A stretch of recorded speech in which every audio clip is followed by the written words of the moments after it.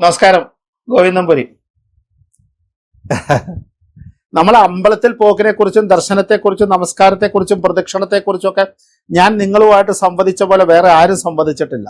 ഒരു മനുഷ്യ ആയുസ്സിൽ ഒരു വ്യക്തി ചെയ്തു തീർക്കേണ്ട എല്ലാ മഹത്തരമായ നിസ്സാര കാര്യങ്ങൾ നിങ്ങളെ ഓർമ്മിപ്പിച്ചുകൊണ്ട് മാത്രമാണ് ഞാൻ നിങ്ങളുമായിട്ട് സംവദിച്ചിട്ടുള്ളൂ.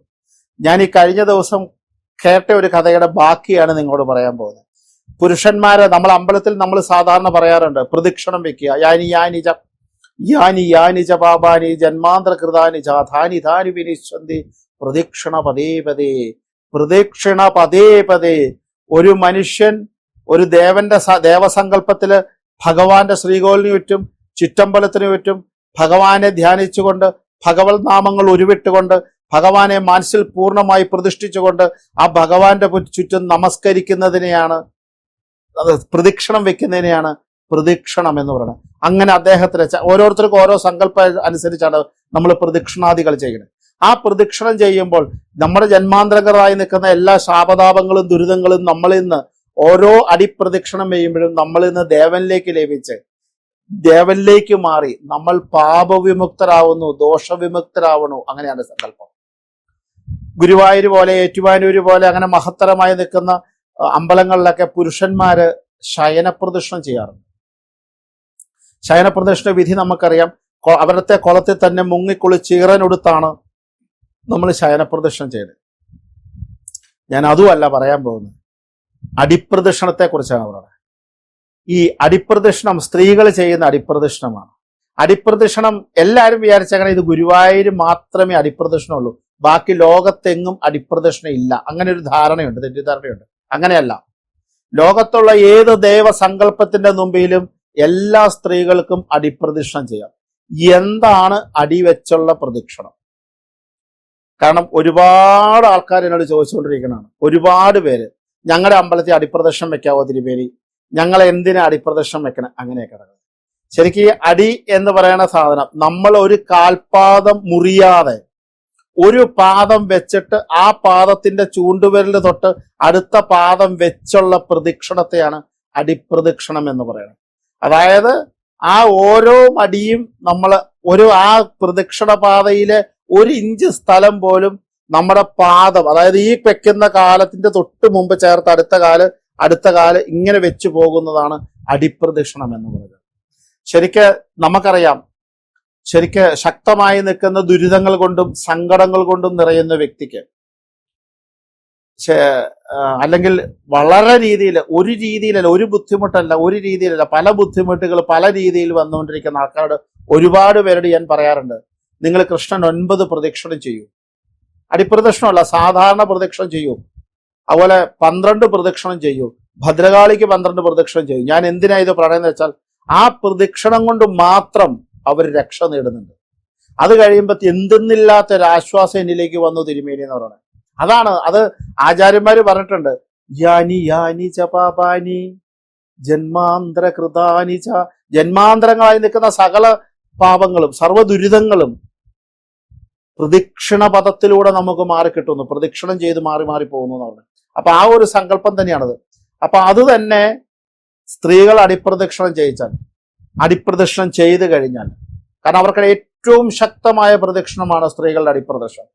ഏത് ക്ഷേത്രത്തിലും നിങ്ങൾക്ക് ചെയ്യാം. നിങ്ങൾ ചെയ്യുന്ന ക്ഷേത്രങ്ങൾക്കും ദേവന്മാർക്കൊന്നും ഒരു വിവേചനമില്ലാത്ത ആൾക്കാരാണ്. പിന്നെ നമ്മളൊക്കെ കൂടുതലും കണ്ടുവരുന്നത് ഗുരുവായൂർ പോകുന്ന കുട്ടികളെല്ലാം അടിപ്രദക്ഷിണം ചെയ്യാറുണ്ട്. ഗുരുവായൂർ പോകുന്ന കുട്ടികൾ അടിപ്രദക്ഷിണം ചെയ്യുമ്പോഴും 2 പേര് അടുത്തടുത്ത് ചേർത്തി അനിയത്തി നിൽക്കും. ഇല്ല, അടുത്തുള്ള 2 പേര് ഒരു വർത്താനമൊക്കെ പറഞ്ഞ് കാല് മാത്രം അടിപ്രദക്ഷിണം. ഭഗവാനെ കാണുന്നുണ്ടോ സംശയം. ഇപ്പൊ ഗുരുവായൂരപ്പന്റെ മുമ്പിലാണെങ്കിൽ നാരായണനാമം ജപിച്ചുകൊണ്ട് ഒരു പദം വെക്കുമ്പോ എത്ര നാരായണനാമം ജപിക്കാവോ അത്രയും നാരായണനാമം ജപിച്ചുകൊണ്ട് അടിപ്രദക്ഷിണം നടത്തും. വേറെ ചിന്തകൾ മനസ്സിലോ വാക്കിലോ ബുദ്ധിയിലോ ചിന്തയിലോ പ്രവൃത്തിയിലോ ഭഗവാൻ അല്ലാതെ ഒരു സ്വരൂപം ഉണ്ടാകാതെ അടിപ്രദക്ഷിണം ചെയ്യാം. അടിപ്രദക്ഷിണം 1 നടത്താം, 3 നടത്താം, 5 നടത്താം, 7 നടത്താം, 9 നടത്താം, 12 നടത്താം, എന്തു വേണേലും ചെയ്യാം. ഗുരുവായൂരപ്പന്റെ മുമ്പിലൊക്കെ ചെയ്യുമ്പോൾ അത് വളരെ ശ്രദ്ധിച്ചോണം. കാരണം അദ്ദേഹം ഇങ്ങനെ അവിടെ മുഴുവൻ ഓടി നടക്കുന്ന ആളാണ്. അദ്ദേഹത്തിന് എല്ലാവരെയും കാണാൻ പറ്റും. ഭഗവാൻ അവിടെ കാണാത്ത ഒരാളില്ല. എല്ലാ സാധനവും അവിടെ ചെയ്യുന്ന ഓരോ ഈ ചെറിയ കാര്യങ്ങൾ പോലും ഭഗവാൻ കണ്ടുകൊണ്ടിരിക്കും. കാരണം അതാണ് ഗുരുവായൂരപ്പൻ കൃഷ്ണന്റെ ഒരു ഇതെന്ന് പറഞ്ഞത്. അതുപോലെ തന്നെ നിങ്ങളിപ്പോ മഹാദേവന്റെ അമ്പലത്തിൽ അടിപ്രദക്ഷം, ഏറ്റുവാനൂരി ഒന്നും അടിപ്രദക്ഷം വെക്കണം.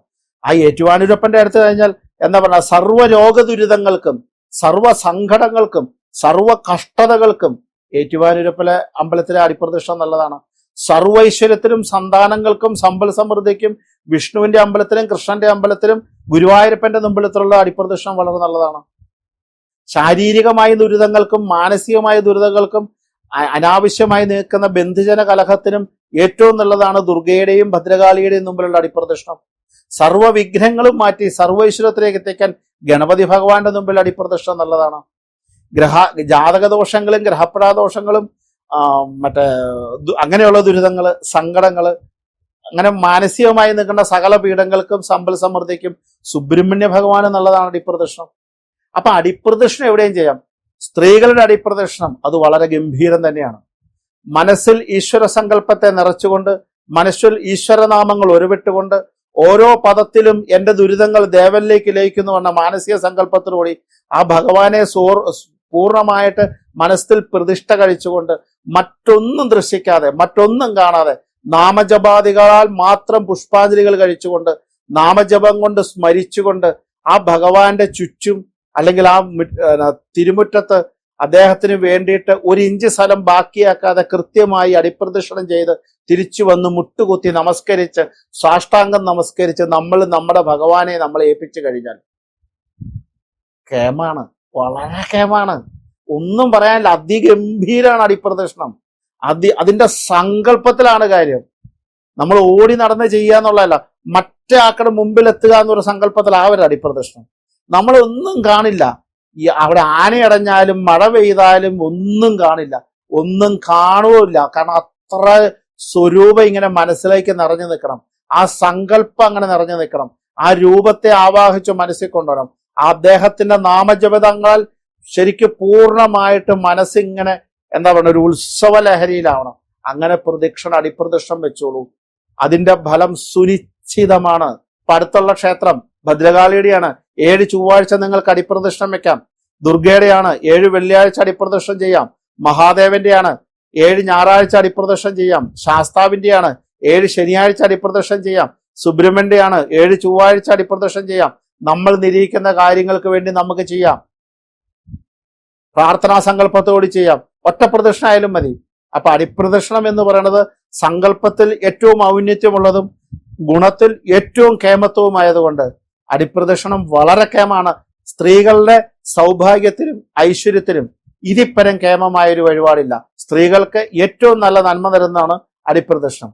അതുകൊണ്ട് അടിപ്രദക്ഷിണം നടത്തുന്നവര് അത് സങ്കല്പത്തിൽ ശ്രദ്ധിച്ചോണം. നടത്താത്ത ആൾക്കാർക്ക് ഈ പ്രണസങ്കല്പത്തിൽ നടത്താവുന്നതാണ്. നമസ്കാരം. നമസ്കാരം ഗോവിന്ദപുരി.